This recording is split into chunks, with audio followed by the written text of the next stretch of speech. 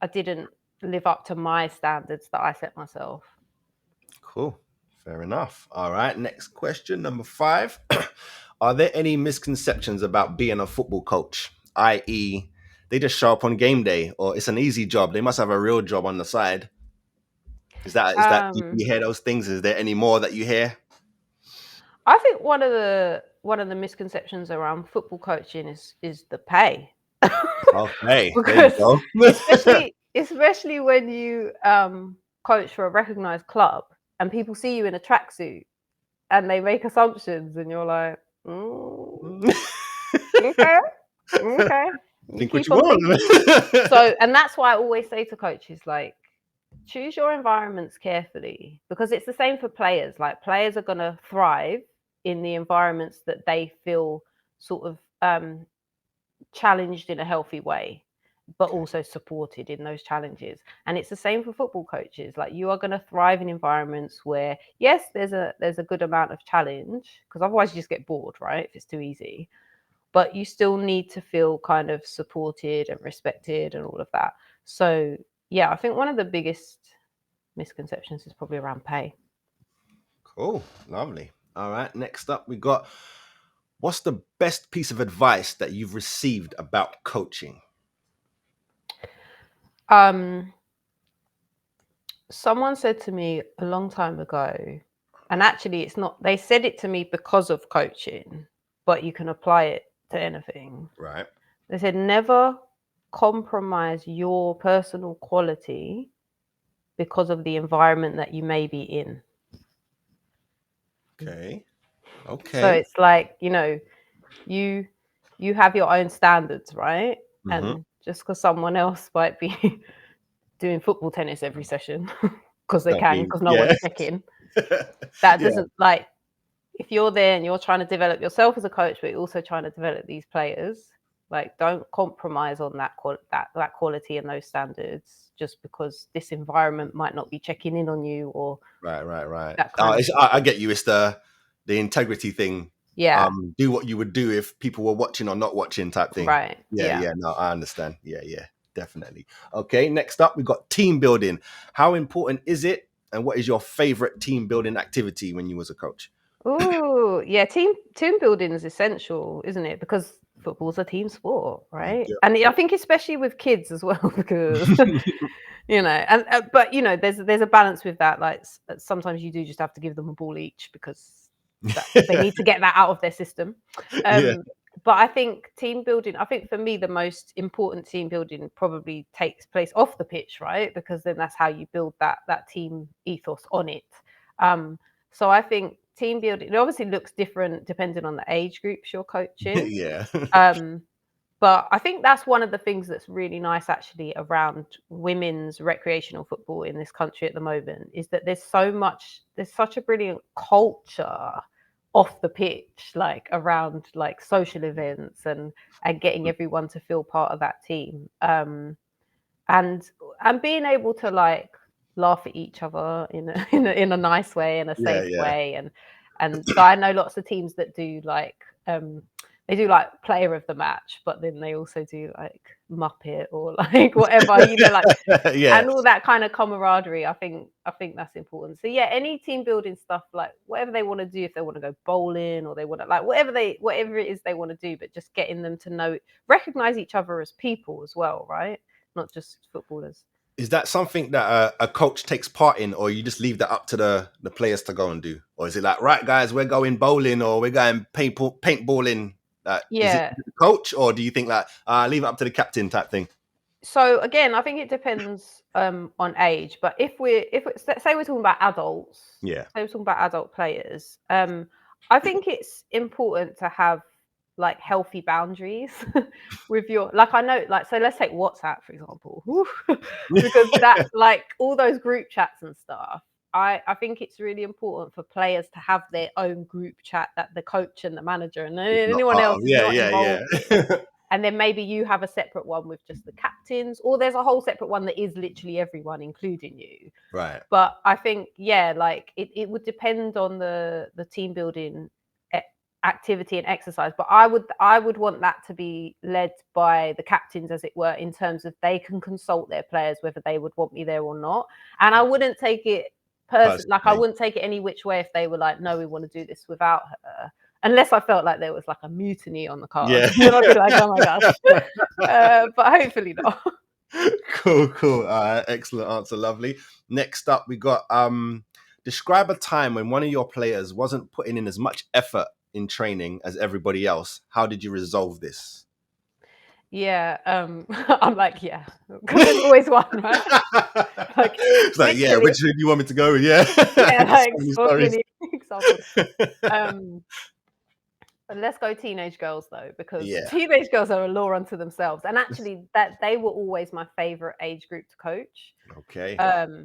Because there's so much going on for them, and I think that's where the empathy that really has to you come know through exactly, you know what they're dealing with. Because you have to be like, you know what, Ali? Do you remember the mess that was you when you were 13?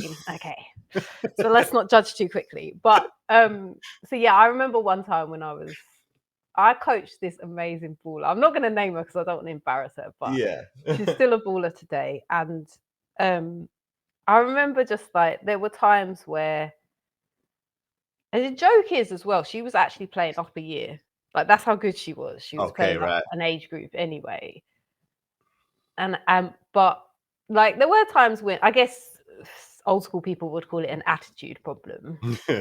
But I always just used to take her to one side and just reason with her really. And also like be like, how are you? Like how was school? What, like I said, what are you bringing to this session that is maybe making you behave in that way? Because sometimes people just need to speak on that and get that out and be like, oh, it's just, well, this teacher said this to me. And then actually, once they've shaken that off, they're fine. So, yeah, so I think in terms of behavior management, as it were, I'm always just trying to speak to that individual, because also if they hold the social capital in that group, that could be beyond disruptive to the session. So you do really have to like nail that early, because otherwise the session's done. But yeah. Okay, fair enough. Next one is, where do you stand on this statement? Coaches shouldn't have favorite players.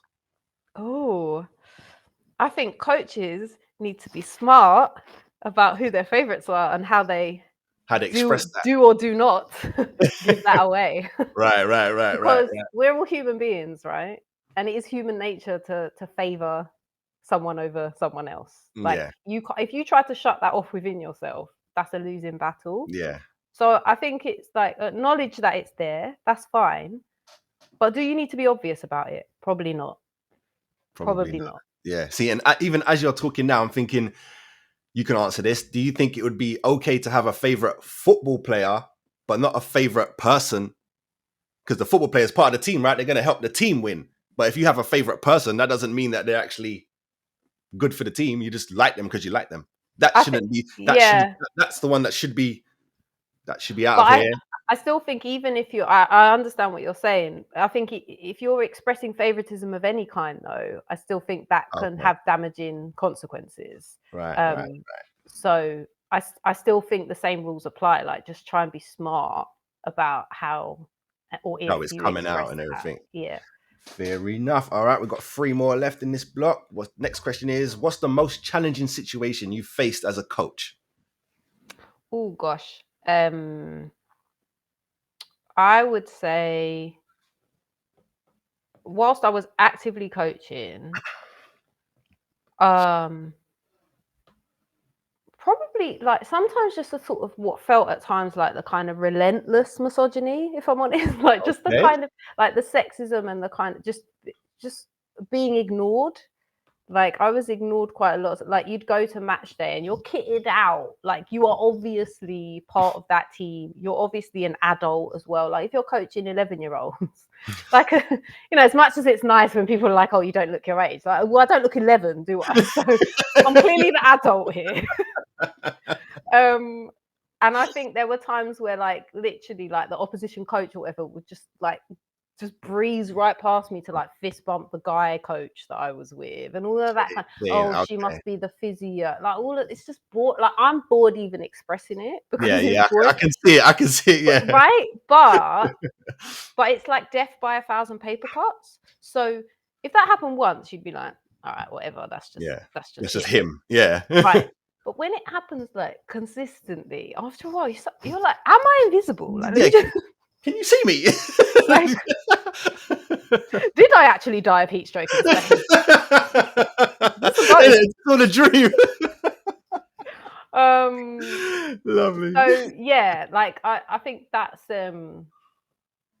probably, and then I guess linked to that, like when I was going through my coaching badges, like I had one experience in particular was devastating to me, and that was linked to kind of misogyny and sexism. So I think, yeah, I guess asking a woman like what some of the toughest moments in football are, like sometimes, unfortunately, still in 2024, it was just being a woman in Right. football.